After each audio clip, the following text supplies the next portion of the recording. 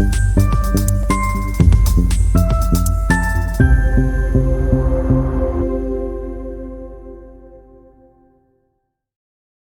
दोस्तों, मैं हूं डॉक्टर विवेक चोपड़ा और आज मैं आपको बताने जा रहा हूं कि अगस्त 2025 आपके लगन के लिए कैसा रहेगा। मैं मानता हूं इस बात की कि खास तौर से भारतवर्ष में ही नहीं, पूरे विश्व भर में हर एक व्यक्ति की ये जिज्ञासा होती है कि वो मंथ शुरू होने से पहले वो ये जान ले कि उस महीने उनके लिए ग्रहों ने कैसा एक नेटवर्क बनाया हुआ है। देखिए, ग्रह ऐसा पॉसिबल ही नहीं है कि उस लगन राशि वाले जितने भी लोग इस दुनिया में हैं उनको एक सा फल दे। ये आप जितनी जल्दी समझ लेंगे उतना अच्छा है आपके लिए, क्योंकि जितने एकाग्र होके आप लोग किसी भी चैनल को, किसी भी वक्ता को सुनते हैं और महीने के बाद आप ये एनालाइज करते हैं कि इसमें से तो मेरे साथ कुछ भी नहीं घटा या मात्र 2% 4% ही घटा। इसलिए आपने देखा होगा मेरी पूरी की पूरी सीरीज में कभी भी हम प्रिडिक्शन नाम की कोई चीज नहीं देते, क्योंकि वो पॉसिबल ही नहीं है। क्यों पॉसिबल नहीं है ये भी आप समझ लें। 840 करोड़ लोग लगभग इस पूरे के पूरे विश्व में है, जिसमें से अगर हम 12 राशियों में उनको डिवाइड करें तो लगभग 70 करोड़ लोग एक स्पेसिफिक राशि के अंदर आएंगे। लगभग औसतन अगर हम बात करें, कैसे संभव है कि 70 करोड़ लोगों का भविष्य उस पूरे के पूरे महीने में एक सा हो। अच्छा हो रहा है तो 70 करोड़ के साथ हो रहा है, बुरा हो रहा है तो 70 करोड़ के साथ हो रहा है, दुर्घटनाएं हो रही हैं तो 70 करोड़ के साथ हो रही है। संभव ही नहीं है। क्यों संभव नहीं है ये समझ लें। क्योंकि जीवन में किसी भी व्यक्ति के तो वो होगा जो उसकी अपनी महादशा, अंतरदशा, प्रत्यंतर दशा और सूक्ष्म दशाएं उससे कराएंगी, और ये कॉम्बिनेशन सभी के ही डिफरेंट होते हैं। दूसरा प्रॉब्लम समझिए कहां पर आती है, वो ये कि ग्रह तो दो तरीके से काम करते हैं। एक वो जो मेरे जन्म के ग्रह हैं, दूसरा वो जो मेरे गोचर के ग्रह हैं, जिनके अनुसार ये प्रोग्राम्स बनते हैं जो आज आप देख रहे हैं। ये गोचर के ग्रहों पे आधारित होते हैं। अब कोई ग्रह जन्म का तो शुभ है, गोचर में भी शुभ हो गया, बड़ी अच्छी बात है, वो बहुत अच्छे रिजल्ट्स देगा। लेकिन अगर उस ग्रह की महादशा, अंतरदशा, प्रत्यंतर दशा या सूक्ष्म दशा नहीं है तो भी कोई फायदा नहीं, क्योंकि वो उसका तो आप फल ही भोग नहीं पाओगे, क्योंकि वो दशाएं तो आपके जीवन में चल नहीं रही। ग्रह का फायदा केवल तब उठाएगा ये व्यक्ति अगर उसके जीवन में जन्म का भी वो ग्रह शुभ, गोचर में भी शुभ, और अब उस ग्रह की महादशा, अंतरदशा, प्रत्यंतर दशा या सूक्ष्म दशा चल रही हो, तो है उसका मजा। ठीक उसी प्रकार कोई ग्रह जन्म का शुभ है लेकिन गोचर में अशुभ हो गया, मैं आप सब लोगों को कहूंगा बिल्कुल निराश ना हो। कुछ समय की बात है, राशि परिवर्तन करेंगे ग्रह, क्योंकि ग्रह कभी भी किसी एक जगह टिकते नहीं, स्टेशनरी नहीं होते। ट्रांजिशंस में वो एक राशि से दूसरी राशि, एक नक्षत्र से दूसरे नक्षत्र में जाते रहते हैं। ग्रह नक्षत्र का फल देते हैं, नक्षत्र उप नक्षत्र का फल देते हैं, और उप नक्षत्र उप नक्षत्र का फल देते हैं। तो ये आपको बहुत जरूरी है समझना कि ग्रह जो है वो जन्म का शुभ, गोचर में अशुभ अगर आ गया तो वो केवल आपको अपनी शुभता में कुछ कमी लेके आएगा। जो ग्रह जन्म का डिक्लेयर्ड शुभ है वो जीवन भर अशुभ कुछ नहीं करेगा, केवल अपनी शुभता में कमी लेके आएगा। अब वहीं समझ लेते हैं कि कोई ग्रह जन्म का ही अशुभ है और गोचर में वो शुभ हो गया, तो क्या वो शुभ रिजल्ट्स देगा? आंसर है शुभ रिजल्ट्स तो देगा, लेकिन उसके अंदर वो केवल अपनी अशुभता में कमी लेके आएगा, क्योंकि वो जन्म का नेगेटिव है, और वो नेगेटिव प्लैनेट जब गोचर में पॉजिटिव हो जाएगा तो वो केवल नेगेटिविटी को कम करेगा, वो पॉजिटिव जोन में नहीं जाएगा। लेकिन कोई ग्रह अगर जन्म का अशुभ, गोचर में भी अशुभ, फिर आप ये मान के चले कि ये ग्रह बेहद परेशान कर सकता है। लेकिन ये परेशान करेगा कब? ये करेगा तब जब उस ग्रह की स्वयं की महादशा, अंतरदशा, प्रत्यंतर दशा या सूक्ष्म दशाएं चल रही होंगी। तो कुल मिलाकर एक बात तो आपको समझ में आ गई कि यह संभव ही नहीं है कि अगर आप किसी भी एक राशि के हैं तो आपकी राशि के जो 70 करोड़ और लोग हैं वो एक सा भाग्य अपना उस मंथ में देखेंगे। संभव ही नहीं है, क्योंकि किसी का वो जन्म का शुभ होगा, गोचर में शुभ अशुभ होगा, जन्म का वो ग्रह की दशाएं कुछ और होंगी, अभी की कुछ और चल रही होंगी। ये कॉम्बिनेशंस इतने बैठते हैं लाखों करोड़ों में कि आप ये देखेंगे कि ये चीज पॉसिबल ही नहीं है कि पूरे के पूरे राशि के एक ग्रुप का एक कॉमन प्रिडिक्शन कर दिया जाए। और इसीलिए लोगों का अब विश्वास उन एस्ट्रोलॉजर्स की तरफ से भी टूटता चला जा रहा है, जहां पर वो किसी को कह रहे होते हैं लॉटरी निकल जाएगी और किसी को बता रहे होते हैं कि ये आपके लिए एक्सीडेंट हो जाएगा। व्यक्ति देखता है ना लॉटरी निकली और ना मेरा एक्सीडेंट हुआ, मेरा जीवन तो एक अलग ही तरीके से चला जो शायद इन्होंने मेरे को बताया ही नहीं। तो सबसे पहले आप यहां पर यह समझ लें कि आपके जीवन के अंदर जो घटनाएं हैं वो जन्म के शुभ और अशुभ उस ग्रह को जरूर देखें, गोचर का वो शुभ अशुभ है उसको भी देखें, और जो कॉम्बिनेशंस मैंने आपको बताए हैं उनको चेक करें। फिर ये देखें कि आपकी उस ग्रह की दशाएं हैं भी अभी या नहीं है।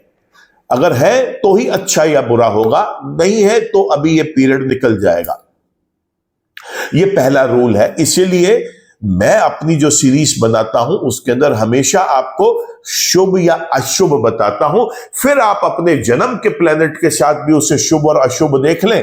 अगर दोनों साइड शुभ शुभ मिल रहा है तो ये आपकी बल्ले बल्ले वाली सिचुएशन। जन्म का शुभ है, गोचर का शुभ है, तो परेशान नहीं होना, केवल पॉजिटिव कुछ कम होगा, नेगेटिव नहीं होगा, चिंता ना करें। जन्म का नेगेटिव है, गोचर में पॉजिटिव है, तो कुछ बहुत पॉजिटिव नहीं होगा, केवल नकारात्मकता में कमी मिलेगी। तो कहते हैं ना दर्द बहुत था, उस दर्द में कुछ कमी आएगी, लेकिन एक व्यक्ति ठीक नहीं हो पाएगा। हाँ, इतना जरूर है कि अगर दर्द में भी कमी होती है तो आदमी कहता है हाँ कुछ आराम है, मुझे मेरा दर्द अब उतना मेरे को तंग नहीं कर रहा, उतना नासूर नहीं बन रहा। लेकिन अगर कोई ग्रह जन्म का भी खराब और गोचर में भी खराब और मान लीजिए उस ग्रह की दशाएं भी है, फिर तो मैं आपको यह कहूंगा कि इमीडिएटली इस वीडियो को चाहे यहीं पॉज करके किसी विद्वान ज्योतिषाचार्य के पास जाकर एक कुंडली का एनालिसिस करवाएं और समझे कि वहां पर कैसे इस प्रकोप से बचा जा सके, क्योंकि यह तो फिर आपको जरूर परेशान करेगा। तो यह था हमारा फर्स्ट स्टेप वीडियो को आगे ले जाने से पहले, जहां पर आपको यह समझाना चाह रहा हूं मैं कि इसका एनालिसिस किस तरीके से करवाना चाहिए। अब आप कहेंगे कि ये शुभ और अशुभ ही क्यों? ये आपको सचेत करने के लिए कि अगर वो चीज शुभ है तो आप उसका फायदा उठा लें, और अगर वो अशुभ है तो सतर्क हो जाए। ये चेतावनी है उन लोगों के लिए। तो फिर ग्रह अगर गोचर में अशुभ है, चाहे वो जन्म का शुभ है या अशुभ है, ये तो लाजमी है कि उसके लिए आपको उपाय करने आवश्यक है।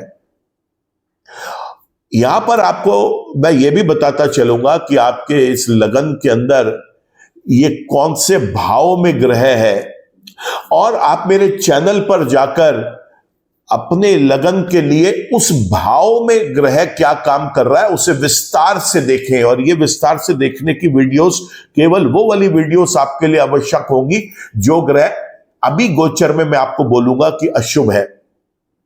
वीडियो को लंबा नहीं करूंगा क्योंकि एक चीज बार बार रिपीट करने का फायदा नहीं है। आप उसको मेरे चैनल में ज्योतिष सीखो की एक सीरीज है जिसमें सूर्य 12 भाव में कैसे फल देंगे हर लगन वाले व्यक्ति के लिए, उसके बारे में बताया गया है। ऐसे ही चंद्रमा, मंगल, बुध, बृहस्पति, शुक्र, शनि, राहु और केतु सभी की वीडियोस अवेलेबल है। मैं आपको इस वीडियो में आपकी सहूलियत के लिए इतना जरूर बताऊंगा कि गोचर में वो ग्रह आपके किस भाव में गोचर कर रहे हैं, और अगर वो ये बताऊं आपके लिए कि वो अशुभ है तो जरूर उस सीरीज में जाकर उसको आगे देख लें। यहां पर एक ही चीज बार बार रिपीट करूंगा, वो मैं नहीं करना चाहूंगा। केवल ये वीडियो का उद्देश्य ये बताना है आपके लिए कि कौन सा ग्रह आपके लिए इस महीने शुभ रहेगा और कौन सा अशुभ रहेगा। अशुभ ग्रहों के उपाय जरूर करें, यह मेरा आप सबसे निवेदन है। करके तो देखें, आपको खुद 1 महीने के अंदर 2 महीने की रेमेडीज फॉलो करके समझ में आ जाएगा कि ये क्यों कराए गए थे आपसे। आप जिस भी किसी रिलीजन के हैं, आप जिस भी किसी देवी देवता को मानते हैं, आप जिस भी किसी की पूजा करते हैं, अर्चना करते हैं, आप वो करें। मैं उसके लिए किसी को मना नहीं करूंगा, सबका अपना अपना विश्वास है किसी एक देवी देवता के साथ, किसी गुरु के साथ, किसी और तरीके से वो आप करते रहें। मेडिटेशन करें, प्रेयर करें, मंत्र चैंटिंग करें, पूजा पाठ करें, जो आपसे बन पड़ता है उतना आप करें। लेकिन नेगेटिव प्लैनेट्स को रिड्यूस, उनकी स्ट्रेंथ को करना आपकी सबसे बड़ी ड्यूटी होगी किसी भी महीने में। जो उस महीने में आपके लगन के लिए ग्रह अशुभ है, उसके उपाय तो आप जरूर करें। तो चलिए जानते हैं कि आपकी इस राशि के अंदर क्या कह रहे हैं आपके ग्रह, कौन से शुभ हैं, कौन से अशुभ हैं।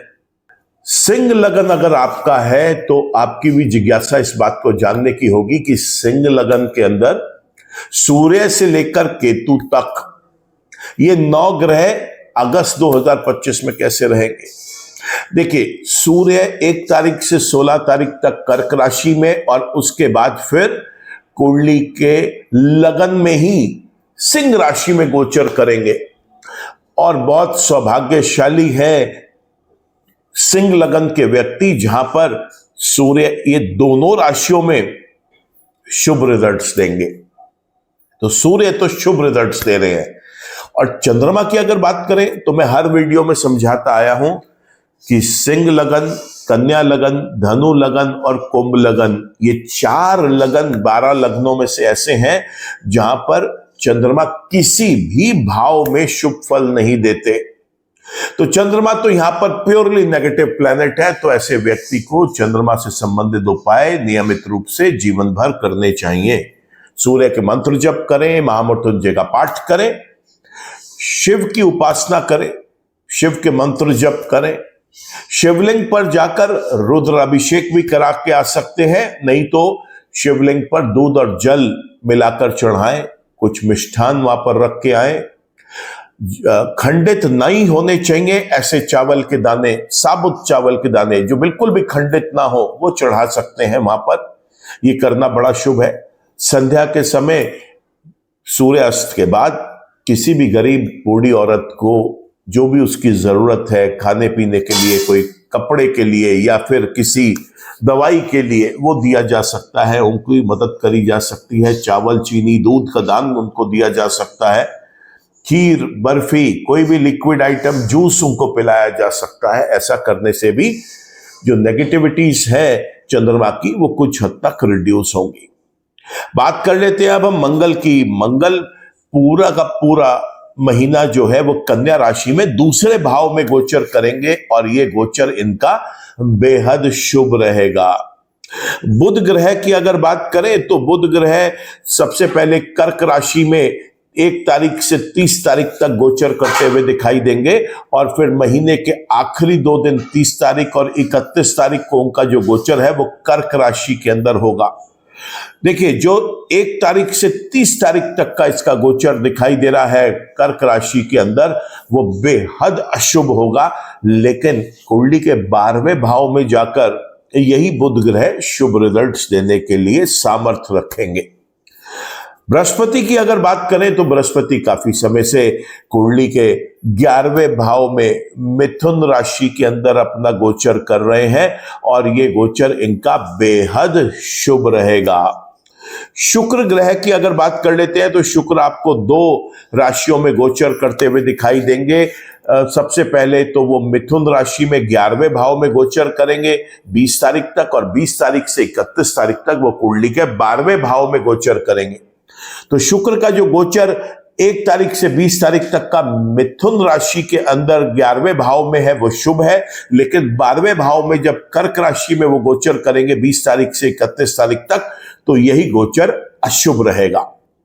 बात करते हैं हम शनि की। तो शनि इस कुंडली के 8वें घर में गोचर कर रहे हैं जो कि बिल्कुल भी शुभ नहीं है। इसके बाद बात करते हैं हम राहु की। तो राहु कुंडली के 7वें भाव में गोचर कर रहे हैं और उनका ये गोचर बेहद शुभ रहेगा। केतु ग्रह की बात करें तो केतु लियो साइन यानी कि सिंह राशि के अंदर गोचर कर रहे हैं, लगन में ही गोचर करेंगे। और मैंने बताया आपको हमेशा कि केतु अपने रिजल्ट स्वयं नहीं देते, केतु रिजल्ट्स देते हैं अपने राशि के स्वामी के अनुरूप। और यहां पर राशि का स्वामी लगन का भी स्वामी है और वो है सूर्य। और सूर्य हमने देखा कि 1 तारीख से 16 तारीख तक 12वें भाव में और 16 तारीख से 31 तारीख तक लगन में, दोनों ही स्थानों पर बहुत शुभ रिजल्ट्स दे रहा है। तो यहां पर आप मान के चलें कि केतु के भी इस व्यक्ति को बेहद शुभ रिजल्ट्स मिलेंगे। इस तरीके से देखा जाता है कि कौन सा ग्रह शुभ है और कौन सा अशुभ है। और मैंने आपको बताया कि अशुभ ग्रहों के लिए आपको उपाय करना आवश्यक होता है। तो ये देखा आपने कि आपके कौन से ग्रह इस महीने शुभ है, कौन से अशुभ है। मैं आपको वीडियो की शुरुआत में भी बताया कि शुभ ग्रहों का फायदा उठाना चाहिए और अशुभ ग्रह, फिर चाहे वो जन्म के शुभ है या अशुभ है, उनके उपाय जरूर करें। ये उपाय आपको बहुत फायदा देंगे दोस्तों। मैं उम्मीद करता हूं कि आपको ये वीडियो पसंद आया होगा। वीडियो अगर पसंद आया है तो इसको लाइक करें, कमेंट करें, शेयर करें ज्यादा से ज्यादा लोगों के साथ, क्योंकि हो सकता है कि उनकी भी यही लगन राशि हो। चैनल पे अगर नए हैं तो रिक्वेस्ट करता हूं कि चैनल को सब्सक्राइब कर ले। चैनल आपने पहले से सब्सक्राइब किया हुआ है तो thank you for that. Bell icon को भी जरूर क्लिक करें ताकि कोई भी नया वीडियो अपलोड होता है उसका एक अपडेट, उसका एक नोटिफिकेशन आप तक पहुंच सके। आज के वीडियो में इतना ही। ईश्वर आप सबका भला करे दोस्तों। नमस्कार।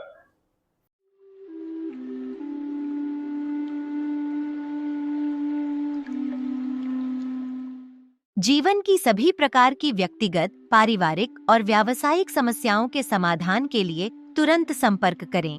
डॉक्टर विवेक चोपड़ा, पीएचडी, गोल्ड मेडलिस्ट, विश्व विख्यात ज्योतिषाचार्य एवं वास्तु एक्सपर्ट। कॉल अथवा व्हाट्सएप करें 9311131069 9212431069।